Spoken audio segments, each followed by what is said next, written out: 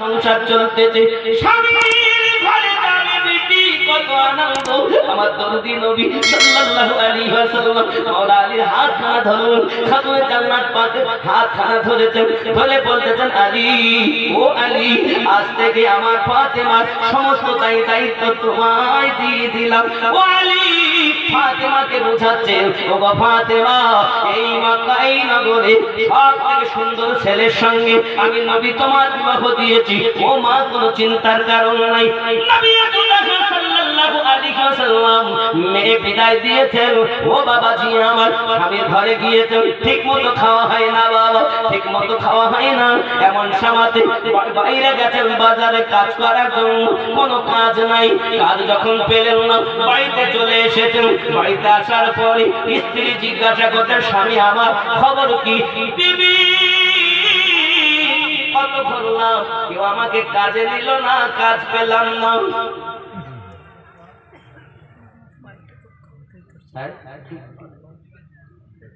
কোনো দুঃখ নাই।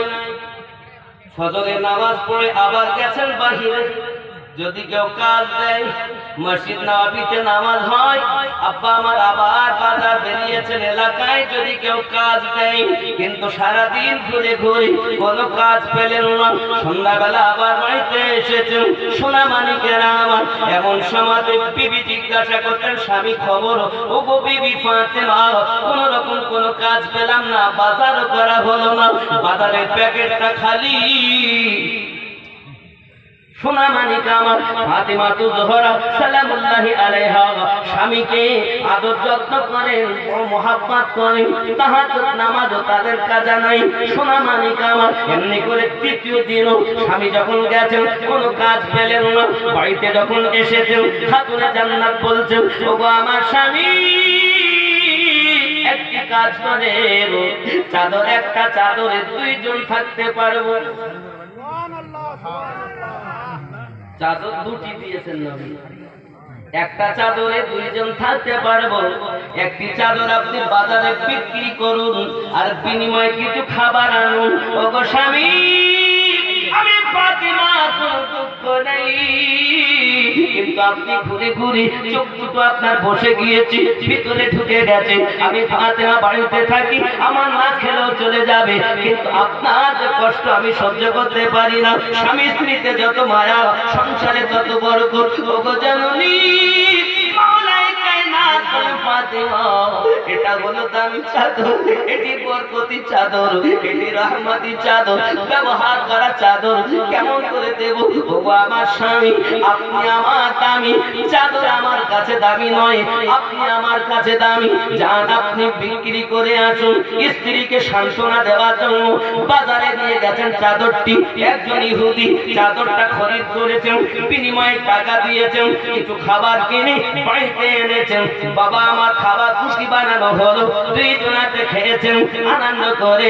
আব্বা আমার এবার নিশি রাতে তাহাজ্জুদ নামাজে উঠে গেছেন, নামাজ আদায় করতেছেন। আমাদের পাঁচ ওয়াক্ত নামাজ ঠিক মতো হয় না, তাহাজ্জুদ কেমন করে পড়বো? কি সোনা মানিকেরা, চলুন না এগিয়ে যাই। এমনি করে ফাতেমা তু জোহরা সালামুল্লাহি আলাইহা তিনিও নামাজ পড়তেছেন। আব্বা আমার তাহাজ্জুদ নামাজের পর একটু আপনার আরামে গেছেন, হঠাৎ দরজার কাছে আওয়াজ আসতেছে, ভাই আলী, খুলে দেবে কি দরজাটা জলদি? এ তুমি কে? আমি সেই ইহুদি। কেন এসেছেন, কেন এসেছেন? দিয়ে বলে, ওগো ভাই আলী, চাদরটা ফেরত নিন।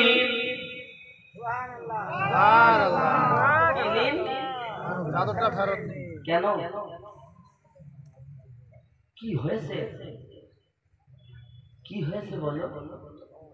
ইহুদির বিবি নিশিরাতে তার ঘুম ভেঙে গেছে, দেখে একটি ঘর আলোয় আলোকিত হয়ে আছে। স্বামীকে ডেকেছে, স্বামীকে বলে, ওগো আমার স্বামী, বিষয়টা কি বলো না তুমি, কি হয়েছে বিবি? পাশের ঘরে আলো জ্বলছে কেন? বলে, কোনো আলো তো আমি জ্বালাইনি।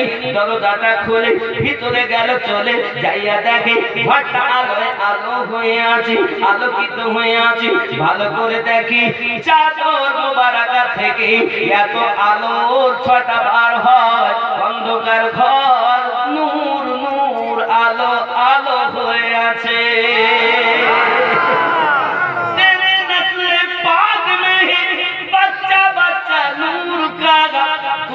आई है नूर तेरा सब घराना नूर का। সঙ্গে সঙ্গে ইহুদি বলতেছি ওগো মাওলা আলী আপনি জানেন না বিবি আর আমি যখন দুইজনাতে চাদরে ছটা আলো দেখলাম আমার বিবি ঘাবড়ে গেছে, আমার বিবি ঘাবড়ে গেছে। বলো না স্বামী এই চাদরটি এমন কোনোদিন আমি আগে দেখিনি, কোথা থেকে এনেছেন? আমি বিস্তারিত ঘটনাটা খুলে বলেছি। আমার বিবি তখন বলতে চাচ্ছে স্বামী আপনি জানেন না নবী পাকের কন্যা খাতুনে জান্নাতের ব্যবহার করা চাদর এটি বড় রহমতি চাদর, এটি বড় বরকতি চাদর। এই চাদরের সম্মান আমরা রক্ষা করতে পারবো না। ওগো আমার স্বামী হয়তো আল্লাহর গজব পড়ে যাবে, আমরা হয়তো ধ্বংস হয়ে যাব, চলেন না চাদরটা ফিরিয়ে দিই। ওগো বিবি সকালে যাব। না না না না আপনি বোঝেন না খাতুনে জান্নাত সালামুল্লাহি আলাইহা যাকে তুমি কেউ এখনো পর্যন্ত দেখেননি তার ব্যবহার করা চাদর আমাদের বাড়ি এসেছে, আমরা বড় সৌভাগ্যবান। চলুন চাদরটা ফেরত দেই। ওগো আলী এই চাদর ফেরত দিতে এসেছি।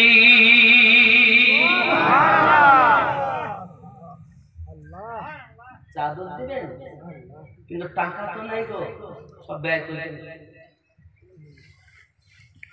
ফেলেছেন। কোন দুঃখ নাই, টাকা লাগবে না, আমাদেরকে উদ্ধার করুন।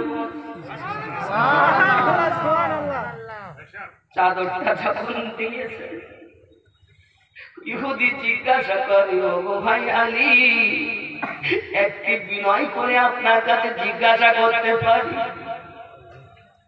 বলেন না কি বলবেন? সঙ্গে সঙ্গে বলছেন ওগো ভাই আলী এই চাদর দিয়ে এত আলো কেন প্রবাহিত হয়, এত আলো কেন বার হয়, একবার কি বলবেন নাকি?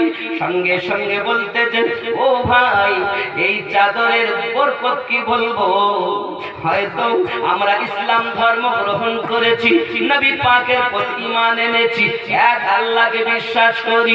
আর এই চাদরটাও আমার বিবির ব্যবহার করা চাদর, যার জীবনে তাহাজ্জুদ নামাজ কাজা হয়নি, তাই মনে হয় তার ব্যবহার করা চাদর দিয়ে এত আলো প্রবাহিত হয়। আলী যার ব্যবহার করা চাদর এমন নূরের জ্যোতি প্রকাশ পেয়ে যায়, এই চাদরটা আমাদের ঘর শুধু আলো করেনি, আমাদের মনটাও আলো করে দিয়েছে। আয় আলী একবার বলেন আমরাও ওই ইসলামের কলেমা ঈমানের কলেমা কোথায় গেলে পড়তে পারবো? মাওলা আলী বলেন চিন্তা নাই, দয়াল নবীর কাছে চলো, আমার নবী পাকের কাছে যাইও। আমি স্ত্রী দুইজনাতে কলেমা পড়ে নিয়েছে। আমি আমার আম্মা জান, আমি আমার বোনদেরকে বোঝাতে চাই ওগো আমার জননী মা খালা আম্মা জান এত ইবাদতি ছিলেন, তিনি এমন ছিলেন যাদের যার প্রসঙ্গে আল্লাহ পাক রব্বুল ইজ্জত আয়াতে তাওহীদ নাযিল করে দিয়েছেন। ও আমার আম্মা জানেরা আপনারা সেই মায়ের জাত, আপনি যদি ভালো হন আপনার সন্তান নেক হবে, আপনি যদি ইবাদতি হন আবিদা জাহিদা নেককারিনী হন আপনার সন্তান নেককার হবে, নেককারিনী হবে।